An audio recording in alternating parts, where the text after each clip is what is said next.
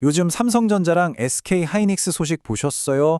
정말 난리도 아니죠. 실적이 엄청나다 이런 얘기가 막 쏟아지고 있는데 오늘 바로 이 이야기를 좀 해보려고 합니다. 이게 그냥 와, 돈 많이 벌었네 하고 끝날 게 아니거든요. 이게 직원들 보너스 그리고 더 나아가서 전 세계적인 인재 전쟁이랑 어떻게 연결되는지 그 핵심만 쏙쏙 뽑아서 알려드릴게요. 자, 화면에 보이는 이 숫자 좀 보세요. 0이 몇 개인지. 네, 맞습니다. 1,000조 원이에요, 1,000조. 지금 업계에서는 내년에 삼성전자랑 SK 하이닉스 이 두 회사가 버는 영업이익을 합치면 바로 이 숫자에 도달할 거라는 전망이 나오고 있습니다. 진짜 천문학적이라는 말도 부족하죠. 아니 그럼 이렇게 어마어마한 돈을 벌면 직원들한테는 얼마나 돌아갈까요? 이게 제일 궁금하잖아요, 사실. 요즘 뉴스 보면 1인당 10억 보너스 시대 열리나? 이런 헤드라인 막 뜨던데 과연 이게 현실이 될 수 있는 이야기일까요? 오늘 파헤쳐볼 핵심이 바로 이겁니다. 자, 그럼 도대체 어떻게 이런 말도 안 되는 이익 전망이 나온 건지 그 배경부터 한번 차근차근 살펴보겠습니다. 핵심은 뭐니 해도 역시 반도체입니다. 지금 전 세계적으로 반도체 수요가 이건 말 그대로 폭발하고 있거든요. 삼성전자는 벌써 올해 1분기에만 영업이익이 57조 원이 넘었고요. SK하이닉스도 역대급 실적 그냥 눈앞에 두고 있습니다. 바로 이 기세, 이 흐름이 1,000조 원 시대를 현실로 만들고 있는 거죠. 자, 그럼 이 어마어마한 이익이 어떻게 그 역대급 보너스로 이어지는 건지 그 구체적인 시스템을 한번 들여다봐야겠죠? 이거 한번 보세요. 이게 진짜 흥미로운 부분인데 두 회사의 변화가 이건 그냥 파격적이라는 말로는 부족해요. 특히 SK하이닉스 좀 보세요.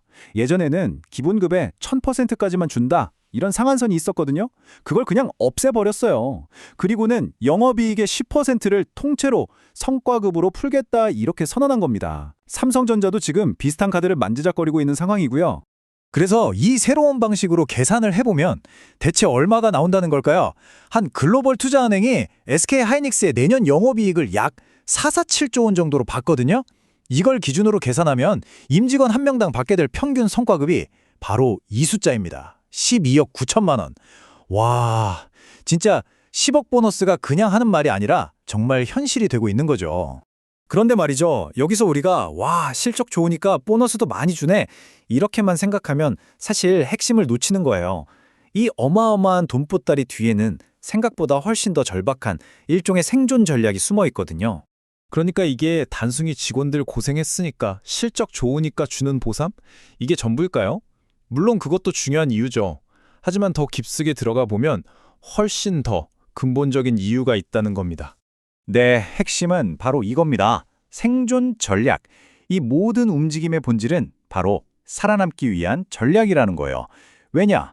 최고의 인재를 뺏기는 순간 이 치열한 기술 경쟁에서 그냥 그대로 밀려날 수 있다는 그런 엄청난 위기감이 여기에 담겨 있는 거죠. 경쟁 상대들을 보세요. 엔비디아, TSMC 이름만 들어도 아시겠죠? 이런 미국의 빅테크 기업들이 말 그대로 천문학적인 돈을 뿌리면서 전 세계 최고의 반도체 인재들을 마치 블랙홀처럼 싹 빨아들이고 있어요. 바로 이 인재 전쟁에서 밀리지 않기 위해서 우리 기업들도 어쩔 수 없이 이 돈보따리를 풀 수밖에 없는 상황이 된 겁니다. 자, 그럼 이렇게 현금으로, 돈으로 보상하는 게 최고의 인재들을 붙잡아 둘 수 있는 완벽한 방법일까요? 글쎄요, 전문가들은 좀 다르게 보고 있습니다. 특히 진짜 핵심 인재들, 그러니까 이 사람 없으면 안 된다 싶은 그런 전문가들을 붙잡기에는 이렇게 한 번 주고 끈다는 현금 보너스로는 한계가 있다는 지적이 많아요. 물론 당장은 동기부여가 되겠죠. 하지만 장기적으로 우리 회사에 남게 만들기는 어렵다는 겁니다. 그래서 전문가들이 내놓는 대안이 바로 이런 겁니다. 첫 번째는 당장 현금을 주기보다는 스톡옵션 같은 회사 주식을 줘라. 그래서 회사가 잘 돼야 내 재산도 늘어난다는 그런 주인의식을 심어주라는 거고요. 두 번째는 모두에게 똑같이 나눠주지 말고 성과에 따라서 보상을 아주 정교하게 차등 지급하는 시스템을 만들라는 겁니다. 이게 바로 장기 인센티브라는 건데요. 개념은 간단해요. 지금 당장의 성과가 아니라 3년, 5년 뒤에 우리 회사가 더 크게 성장했을 때 거기에 기여한 직원에게 더 큰 보상을 주겠다는 약속인 거죠. 주식이나 스톡옵션 같은 걸로요. 이렇게 되면 직원들 입장에서도 그냥 월급 받는 직장이 아니라 함께 키워나가는 내 회사라는 생각이 들게 되겠죠. 이게 아주 강력한 무기가 될 수 있다는 겁니다.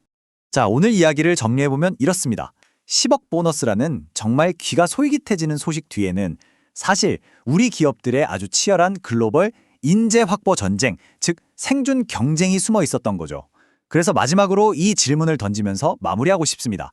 과연 이 막대한 일회성 현금 보너스가 대한민국 기술의 미래를 이끌어갈 최고의 인재들을 끝까지 지켜낼 수 있는 궁극적인 해답이 될 수 있을까요? 여러분은 어떻게 생각하시나요?